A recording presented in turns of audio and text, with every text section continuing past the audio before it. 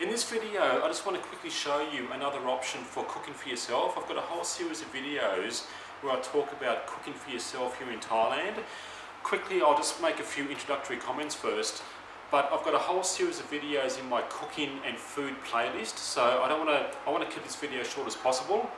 But a lot of budget rooms in Thailand don't have kitchens, but you can buy yourself a few things like a stove. As long as you have a stove, some pots and pans, fry pans, plates and so forth, and cutlery, forks and spoons and so forth, you can cook for yourself and also warm food up. Sometimes you might go shopping and you buy some takeaway food, you can't eat it all. Instead of wasting the food, you can warm it up later in the day or in the evening and not waste food, so it's cooking and warming food up.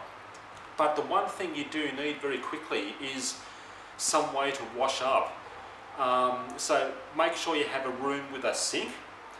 Sometimes some of these budget rooms don't even have a sink, but at the very, very least, you need, I'll just quickly show you, a balcony, like some sort of an outdoor balcony with a tap and with a couple of plastic bowls and detergent and sponges and so forth. You can at least wash up. So a lot of these budget rooms, like I said, don't have kitchens, but you need at least a sink. Even if you don't have a sink, at least a tap on the balcony. I just want to show you an option for a stove, because in a previous video I show you a small electric stove that I brought, but here's a small gas stove as an option. A butane gas stove, opened it up, got the butane can and so forth. This cost around 520 baht, on special supposedly from 590 baht. I thought it was a bit expensive for a small gas stove, but 500 baht's about 20 Australian dollars.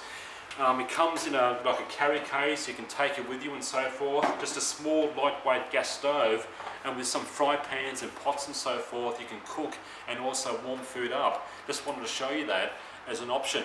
The other good thing about gas is if you've got a power blackout, you can still cook and warm up food. You may have to disinfect and boil water to drink and so forth. So it's good for power blackouts if you're a survivalist or a prepper or something. And you can take it outside as well and cook in a camping scenario. So very handy gas stove. The last thing I want to talk about is be careful about some apartments may have rules about cooking, that you can't cook in the apartment. But I mean, and for example, this apartment I've come to has that rule, no cooking, but I'm just going to say that my official justification is that I'm warming food up, not cooking.